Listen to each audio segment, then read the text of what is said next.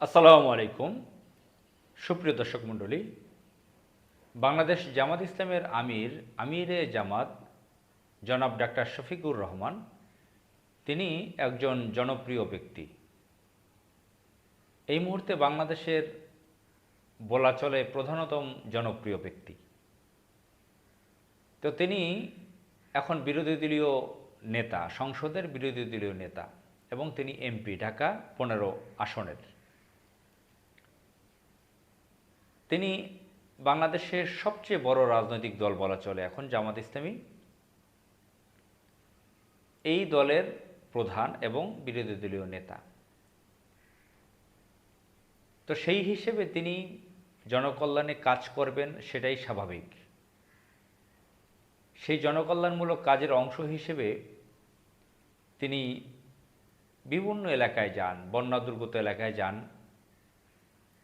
আমরা বিভিন্ন দৃশ্য, ভিডিও, ছবি আমরা দেখেছি। 2022 সালে তিনি বন্যা দুর্গত এলাকায় গিয়েছেন, 24 সালে গিয়েছেন, 26 সালে গিয়েছেন। বিভিন্ন সময়ে তিনি বন্যা দুর্গত এলাকায় মানুষের কাছে গিয়েছেন। এবং আমি আরও অনেক ঘটনা তার সম্পর্কে জেনেছি। আমরা জানি তিনি ময়লার ভাগাড়েতে যে সুইপার থাকে তাদের সঙ্গে পর্যন্ত হাত মিলিয়েছেন তিনি, তাদেরকেও সালাম দিয়েছেন তিনি, তাদের হাতে খাবার পৌঁছে দিয়েছেন, হাত মিলিয়েছেন। অত্যন্ত জনপ্রিয় ব্যক্তি। তো একজন রাজনীতিক হিসেবে, একজন পলিটিশিয়ান হিসেবে, একটা দলের প্রধান হিসেবে তিনি এখন চট্টগ্রাম এলাকায় বন্যা এলাকায় গিয়েছেন। তার শরীরে গেঞ্জি পরা, হাতাওয়ালা গেঞ্জি, আলেম ওলামারা যে হাতাওয়ালা গেঞ্জি পরেন, এবং পাজামা পরা, পাঞ্জাবি খুলে নিয়েছেন। এবং তার দলের নেতা শাহজাহান চৌধুরী সহ জামাত ইসলামের দলের নেতারা, তারাও একই অবস্থায় প্রায়। তাকে সহযোগিতা করছেন যুবক বয়সের জামাত ইসলামের নেতারা। তিনি বিভিন্ন বন্যা দুর্গত এলাকায় নারীদেরকে, যারা ক্ষতিগ্রস্ত, তাদের হাতে টাকা দিচ্ছেন এবং ত্রাণ সামগ্রী দিচ্ছেন। স্বভাবতই তার বয়স 70-এর কাছাকাছি, প্রায় 66-67 বছর বয়স। একজন মুরব্বী মানুষ, যদি মুরব্বী নাও থাকতো, কম বয়সী থাকতো, দলের একজন প্রধান নেতা হিসেবে তার সঙ্গে তো লোকজন থাকবে, তাকে একটু সহযোগিতা করবে। তো তাকে তো আমরা দেখতে পাচ্ছি, তাকে তার দলের কম বয়সী নেতারা ধরে ধরে হাঁটাচ্ছেন, তাকে ধরছেন।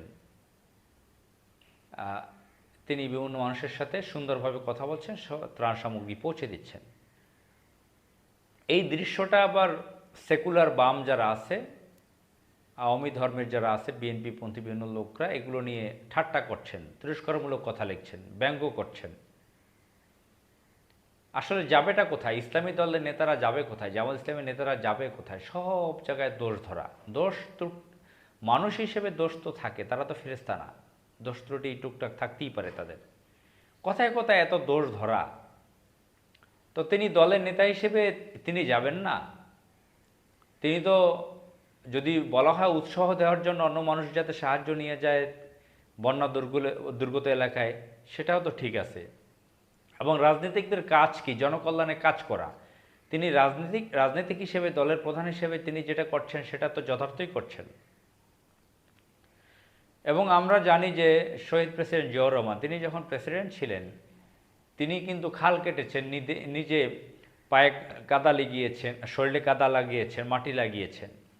তার গায়েও কাকতালীয়ভাবে তার গায়েও হাতাওয়ালা গেঞ্জি ছিল, তিনি হাতাওয়ালা গেঞ্জি পরতেন। শহীদ প্রেসিডেন্ট জিয়াউর রহমানের এই ছবিগুলো বাংলাদেশের খুব কম লোক আছে যারা দেখে নেয়। আমরা তো ছোটোবেলা থেকে তার এই ছবিগুলো দেখেছি, যে হাতাওয়ালা গেঞ্জি পরে কোদাল হাতে তিনি খাল কেটেছেন, সাধারণ মানুষের সাথে মিলেছেন, শ্রমিকের কাজ করেছেন। প্রেসিডেন্ট হয়ে উৎসাহ দিয়েছেন সাধারণ মানুষকে, শ্রমিকদেরকে, মানুষকে সম্মান করেছেন এর মাধ্যমে।